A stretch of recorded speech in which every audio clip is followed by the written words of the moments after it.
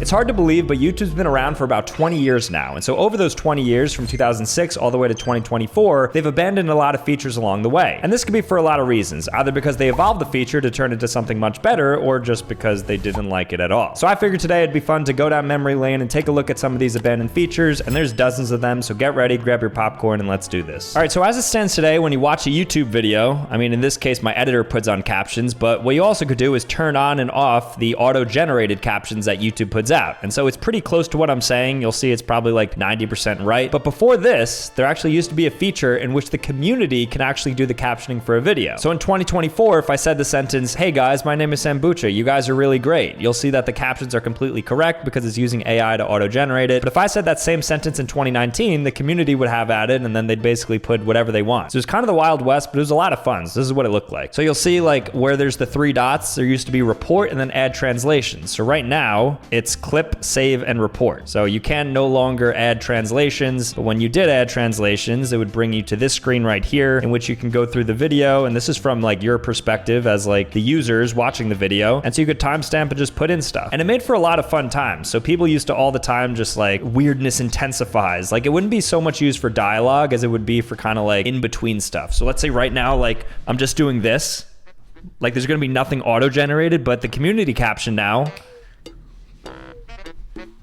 Okay, you get the idea. Now, should they bring this back? Yeah, absolutely. This would be a lot of fun. I mean, you could build out lore with just community captioning. I don't know why they did away with it. At least have the option as a creator to either do auto-generated or community. But I think like, you know, it's kind of too hard to regulate what's going on there. Well, it seemed like a lot of fun. They apparently removed it due to low usage and a lot of issues with spam and abuse. So now people are opting to use like professional captioning, like Mr. Beast dubs his videos in like 20 different languages. But there was a greater time on YouTube when the audience used to have more meaning. Sad to see where things have gone, but nonetheless, I think they should definitely bring that back. All right, so on this video now, you'll also notice at the end of the video, not just on my videos, but I think a lot of creators are doing this, you'll see these end cards, and they basically serve as me promoting something at the end of the video on my YouTube channel. So it's either gonna be another video, or sometimes you'll see people who have like the subscribe button that you could like basically click on screen to subscribe to them too. These are just like, you know, banners, end screen click-throughs, all these types of things. But before this, there was actually a feature called annotations. And annotations would allow creators to add stuff like text, links, and even hotspots to videos, and they were fully customizable, and this is what they look like. So the annotations tab in YouTube Studio, in which you're able to then add this to your video, look like this. So you could see you could customize the text, you can manipulate the exact timing of it, you could put links to external things, doesn't even need to be like your own video. So it really gave like a nice place. Like this person made this entire end screen, and I guess you could just do that now in Adobe, but it really allowed you via like hyperlinks and like manipulating the subscribe button. You could do a lot of fun things with it. They even let you like put custom thumbnails, it looks like, on certain things. It was just a way to kind of like more fully customized. But I think YouTube was in the business of like simplifying things, making it really accessible for all creators. And so they ultimately did away with it. But YouTube annotations were a really big thing at one point. And yeah, this is what it would look like. So, I mean, you compare and contrast. Here's what an end screen used to be able to look like, and here's what it looks like now. You know, I think it's a better visual experience to like make your own. But at the end of the day, like all you're doing from a user's perspective, all you care about is trying to like click into the next video. So you just click on it and then bam, you're there. So goodbye to YouTube annotations. I'm kind of fine with what they have, so I don't think we really need to bring it back. But what they definitely shouldn't bring back is YouTube comment video responses. So basically people could respond in the comments with videos to your video. And I think you could even at one point respond to comments with videos. So somebody commented and said like, "Sambucha, you're the worst creator ever." I could like make a video, record it, and then upload it embedded within the comment section saying, "Yeah, you're probably right." But yeah, so like you'll see, for instance, these are the video responses to a video titled Malk. Wow, this just like scratched an itch from like 15 years ago. I remember watching this, okay? And so people would make videos. So I guess it's kind of similar to the remix or like the clipping thing where you could just like take a snippet and like record yourself responding to something. But in this case, it was literally just people broadcasting themselves. So they would like link the remake. And it was kind of cool because it gave a platform for commenters' videos to be seen. But ultimately the feature was discontinued because very low click-through rates on those video responses, just rendering it completely useless. So I guess people weren't actually watching the video responses. It's just kind of a waste of a UI then. All right, so what I'm about to show you is arguably the greatest feature that YouTube ever rolled out, and it was the YouTube buffering snake game. So you remember when like a YouTube video would buffer and it would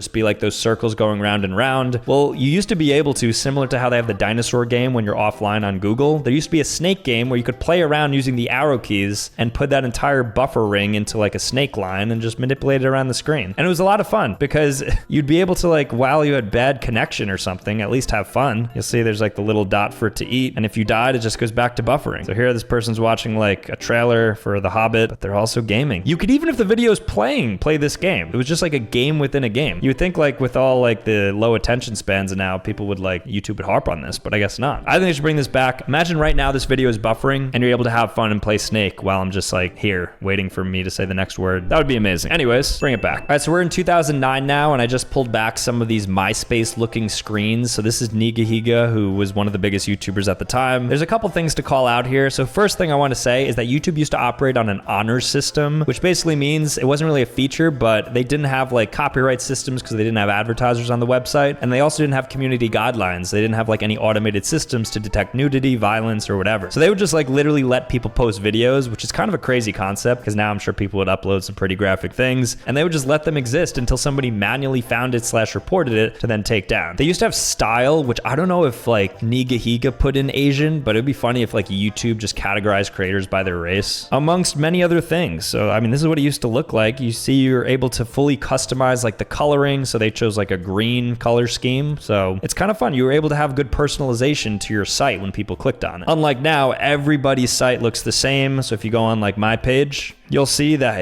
it looks the same. You go through the videos, it's just boring. Everybody's channel looks the same. And I guess it's nice because, you know, uniformity is always nice at the end of the day, but it would be nice to have like a little custom sort of coloring at least to this. And even further, at some point, you're even able to customize the actual full background. So you'll see in Smosh's case in 2009, they had access to a feature that allowed them to put their patented cardboard box in the background, which again, just like feeds into their personality. So I think they took a big page from MySpace's book. Used to be able to have music on the page and all that good stuff. You could see their public comments kind of live coming out. And also, I think one of the cooler things is that there used to be like a ranking system. You could see like this month, like Smosh was the 3rd most subscribed or the 3rd most viewed, or all time they were the 3rd most subscribed. So it's like a cool way to be able to track. Like imagine on each page it said Sambucha, you know, May's 275th ranked creator by views. I feel like that'd be really good for like sponsors and advertisers too. Like, I don't know, just they did a lot of things good back then, and it feels like they've decided to simplify things, make it a bit boring. That's all I'm saying. Now, believe it or not, there was actually a time on YouTube when there were no ads on videos. This is before advertisers flooded the site. But to be honest with you guys, none of that really matters because you can just use an ad blocker. Like if you have the Opera desktop browser, for instance, you just literally go here and then you enable block ads, and then all of a sudden, poof, it's like ads didn't even exist. But don't tell YouTube I said that. And what's also cool is Opera has a free built-in VPN, so if you want to stop people from collecting your information, or if you want to hide your location, you can just toggle it on and off just right here in the settings. I don't know when YouTube first started having advertisers on the site though. Let me ask Aria, which is Opera Browser's AI. So when did YouTube start having advertisers on the platform? I feel like this is a good learning lesson for us here. I also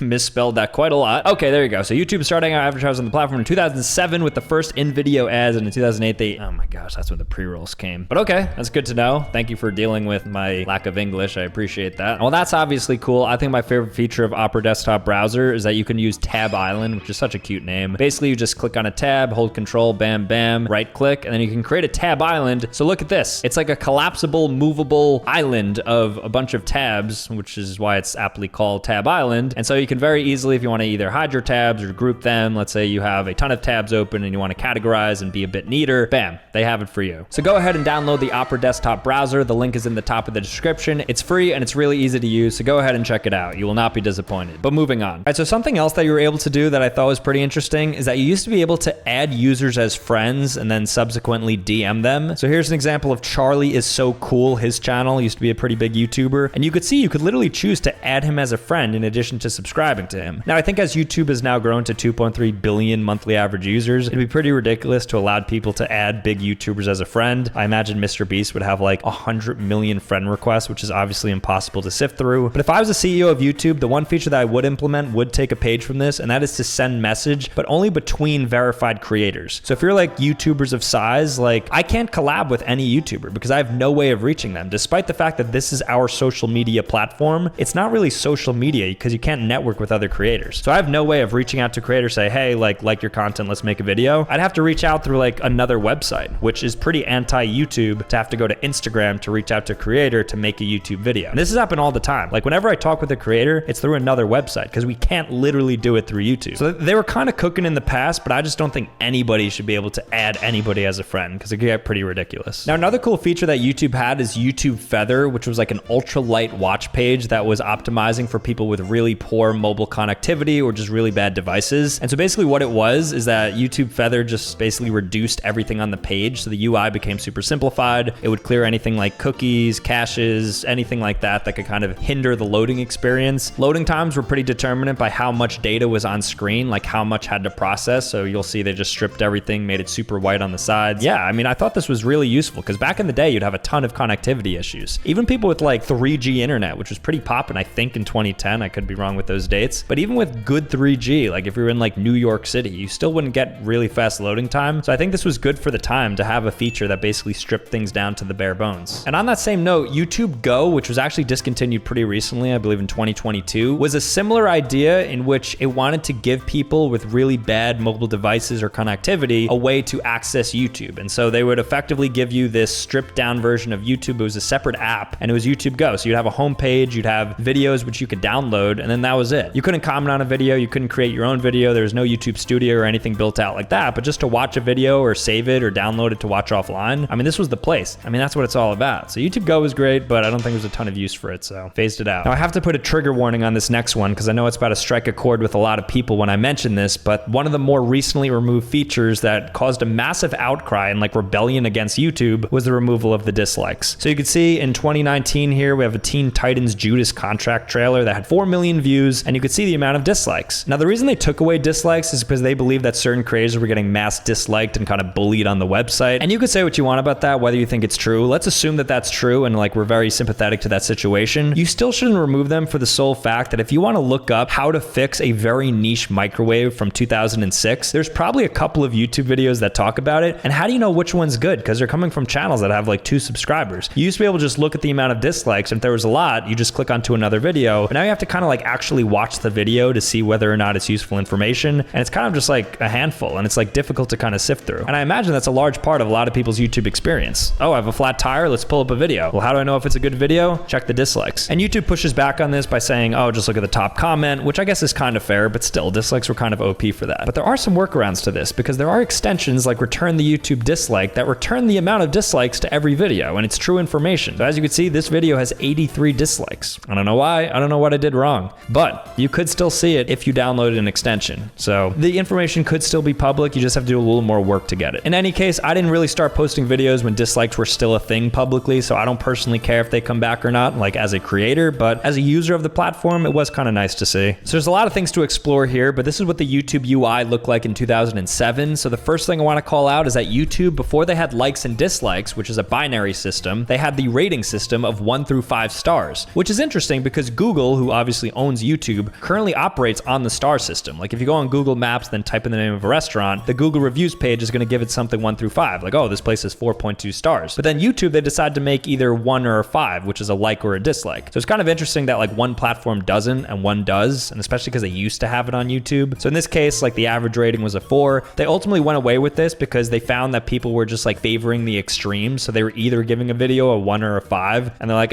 let's just simplify the information and turn it into a like or a dislike, which is fair. I guess with a YouTube video versus a restaurant, you're just more likely to say thumbs up, thumbs down. Great, it works, doesn't really matter, was cool to see. But then I think another interesting thing is favorites. So you used to be able to favorite a video, which is like kind of similar to liking a video, but favorite would put into like a bookmarked playlist so you could then watch these videos again in the future. But of course now you just have playlists you could create, or if you like a video, it just goes into your liked videos. So it became pretty redundant and duplicative, so they ultimately got rid of it. They also have links, and I think the interesting part about links is that if you click into links, you can see which websites people came from to watch your video. So for instance, let's say you go to tiermaker.com and you'll see here's Ludwig ranking every YouTuber, which is a tier list type video. If I I clicked into this video from here and started watching it, he would then, back in the day, get data that he had now one view from tiermaker.com, which is kind of like cool information to have. So we've taken a look at the video responses, but something also cool is that the filtering within the comment section used to be a bit more niche. So you used to be able to like filter comments by how many like upvotes they had, but down to like very specific sections. So like, oh, what has 10 plus likes? And you know, assuming this works, it would filter it by that. You could even see, oh, which comments were downvoted. So people could basically like and dislike messages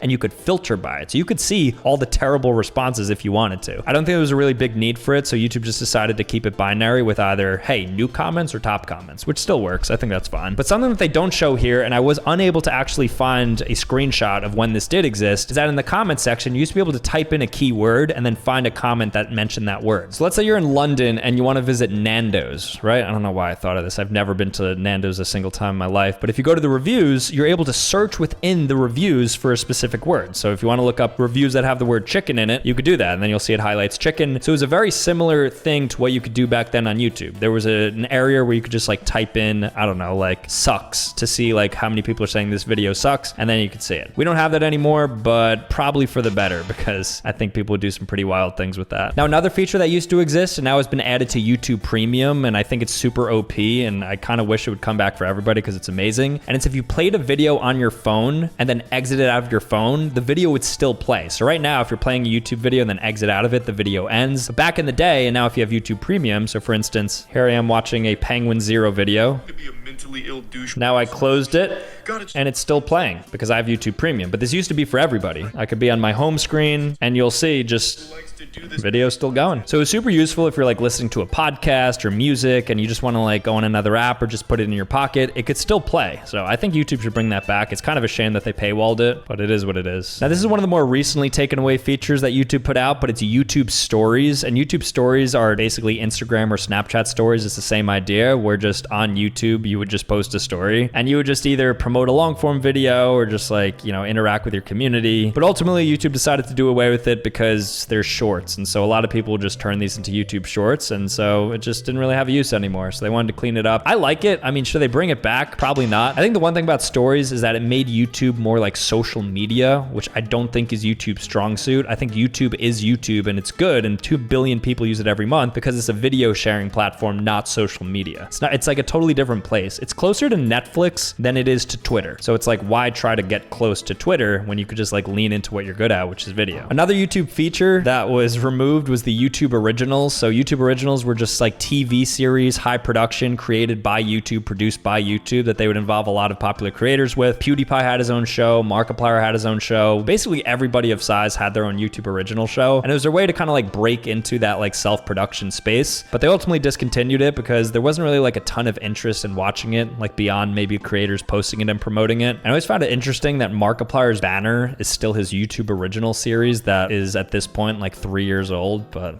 that's besides the point. I'm glad this is gone, but I think eventually YouTube will dabble back into production, and I'm excited for that. And I'd love to be in a video, YouTube. If you see this, maybe you could give me a YouTube Original or what your next version of it is. This was kind of short-lived on YouTube, but YouTube used to have stickers that you could then put into the comments section as a response to something. So you'll see like Rarayema, whoever that is, they posted like 2 GIFs slash stickers slash images. I don't know, it's stickers. It was a very weird time on YouTube. They were experimenting with things to compete with TikTok, but you can no longer do it, I'm pretty sure. You could use like emotes and emojis and things like that now, but stickers for the time being are gone, and I think we should keep them gone. And just some other miscellaneous things that YouTube decided to kill is the Google Play for movies and TV. So Google Play Movies and TV, which was just Google TV, it was just an app to just purchase rented media. Now they have YouTube TV, so it was completely replaced. There's also YouTube VR, so that was just like finding 360 videos. I don't know if you guys remember that. I mean, there's this really good 360 tsunami video by Brightside. It's like a VR video, and like you're able to like look around. I think this was kind of revolutionary. If you have the time, I think you should go and watch this video, and you won't be able to like utilize 360 VR anymore, but I mean, it really is quite a fascinating video. I mean, it shows what happens. So for instance, the waves start, or the tide starts rising, the water's going. And so basically you could show your POV of running away, and you could also show the water emerging, which I think is quite cool, right? So here we are. It's like a 360 just holistic view. So get to the high ground in the case of a tsunami. And yeah, and you survived it. Look at that. So I think it's cool. It's a good feature, but I mean, it's no longer a thing. So, but Brightside VR 360 videos is a gold mine if you want to explore some of these. YouTube also had something called YouTube Leanback, which was just an optimized version of YouTube for TV web browsers, but ultimately they created YouTube TV and came out with an application, so then that no longer was a thing. They also in 2019 killed YouTube for the Nintendo 3DS, which I thought was a shame. I remember back in the day, I was on the DS just like looking up some crazy YouTube videos on there because that was my own personal device, but you can't do that anymore. Hopefully that's not a unique experience to me. This is also available on the PS Vita and some other devices. I think there's even like YouTube for a refrigerator, if I remember correctly, the Samsung fridge. I mean, and we can't really discuss the removal of YouTube features if we don't discuss the removal of the YouTube Rewind, which this one was iconic. 20 million dislikes. Will Smith is rewind time. I feel like they got to bring this back. One time throughout the 2020s, they should bring this back. Just do it right. Hire like a good production team of actual creators who are kind of like putting this whole thing together. Pay them a bunch of money so they have incentive to make this good. We got Marquez Brownlee on the Fortnite bus.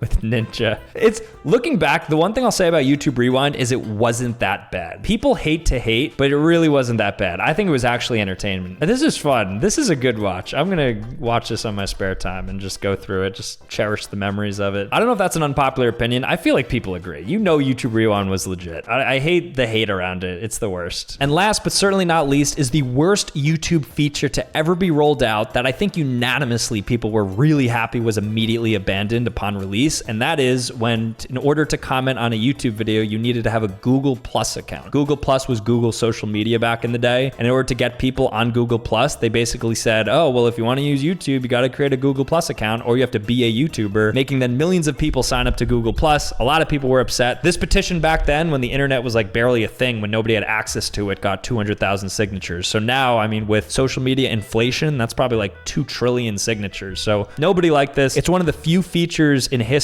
that people were really happy went away. Because usually you take something away, people are like, wait, what? Like dislikes? No. Stories? No. But a lot of people seem to be really on board with this, including myself. Anyways, as you can see, YouTube abandoned a ton of features over the course of its history, which is, I mean, obvious. It's a company that's constantly evolving. I think it's in a really good place right now. I think the hate for YouTube's UI sometimes is overblown. I think they're doing great. I love being on this platform. I love you guys. Anyways, thank you so much for watching. If you want to see more content, make sure to click here, click here. Otherwise, subscribe on your way out, and I will see you next time. Peace.